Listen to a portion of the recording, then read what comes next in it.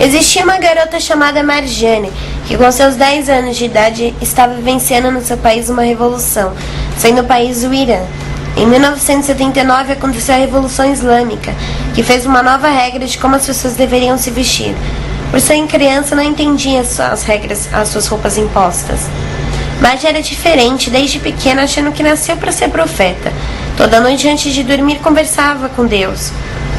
Com o passar do tempo, com a revolução estando tão presente em sua vida, principalmente seus pais serem revolucionários, ela começa a se interessar por eles, como Fidel Castro, que vê assim então que seu futuro é ser uma revolucionária. A partir de então ela começa a pesquisar cada vez mais sobre a revolução, sobre as batalhas e os protestos, ficando indignada com situações vividas por ela, como por exemplo sua empregada, uma menina adotada de família pobre, se apaixonar por seu vizinho, mas não poder ficar com ele porque eram de classes diferentes. Por fim, Shah, a autoridade da época, foi retirada do poder, sendo a paz restaurada e revolucionários são soltos. Nesse cenário, Marty conhece seu tio, que lhe conta que foi um revolucionário, lutou contra a opressão, fugiu, foi torturado e preso. Ela fica encantada chamando de herói. Porém, por uma mudança no poder, os revolucionários são caçados novamente e seu tio é preso. Tem uma última conversa com ele e é morto. A partir de então, Marty fica desacreditada em Deus e apenas acredita nos revolucionários. Quando completa 11 anos, Marty agora passa por uma nova provação. Seu país está em guerra contra o Iraque. Nesse cenário de guerra, ela acaba perdendo muitas pessoas e passando por diversas restrições. Ela começa a ficar mais interessada sobre o assunto e fica com vontade de lutar, ajudar seu país de alguma forma, mas acaba vendo que, sendo tão pequena, não tinha muita coisa que poderia fazer. Nessa época, muitos mártires foram declarados. Pessoas lutaram e morreram como heróis. Com 14 anos, a garota vive com seu país recusando uma paz e ficando cada vez mais dentro da guerra. Nessa época, a opressão dentro do país fica mais forte e os ataques cada vez mais intensos. Por fim, um ataque de mísseis com um grande potencial de estrago entrou no país e atingiu o bairro onde morava. Nessa época, ela ficou meio desnorteada e até foi expulsa da escola acusada de agredir a diretora, apesar de ter sido um acidente.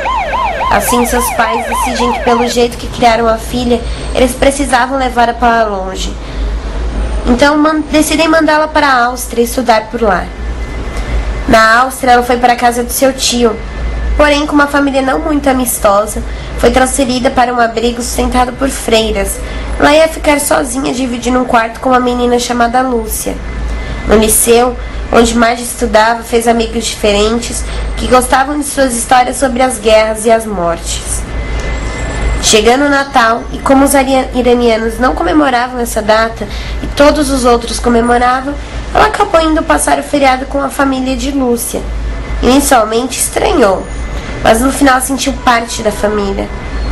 Quando voltou para o abrigo, tinha mais um feriado e que teve que passar sozinha. Então começou a ler sobre diversos assuntos. Em uma noite, acaba tendo uma briga com a freira e sendo expulsa, indo para a casa de uma amiga que conheceu no colégio. Com o tempo, mudou seus hábitos, cresceu, começou a fumar e adotou um estilo punk. Acabou até se sentindo envergonhada por ser iraniana, porém depois de um tempo voltou a assumir o que realmente é. Sua amiga teve que ir embora, então foi viver em uma pensão e voltou a ter o estilo que sempre teve. Lá sua mãe foi visitá-la.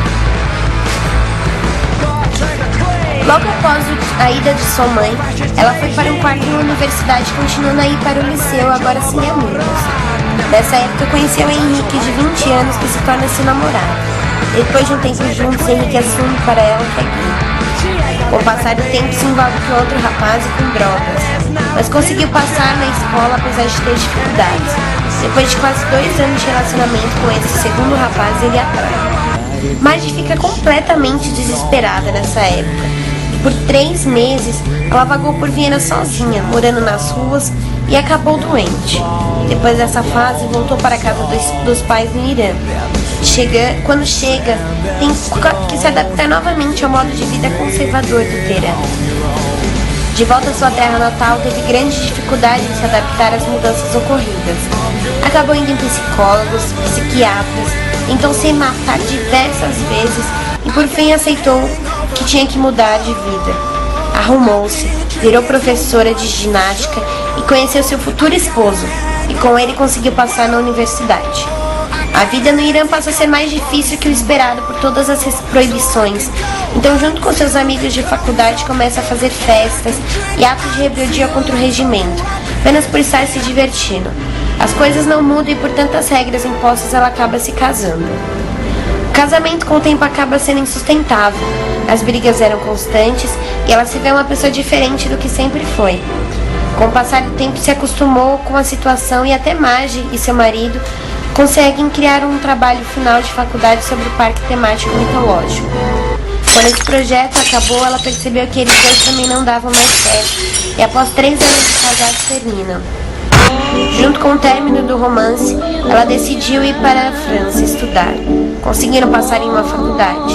Memorizou cada canto do seu país e, por fim, partiu mais confiante que da última vez, com a promessa de que nunca mais voltaria a morar num país tão atrasado para ela.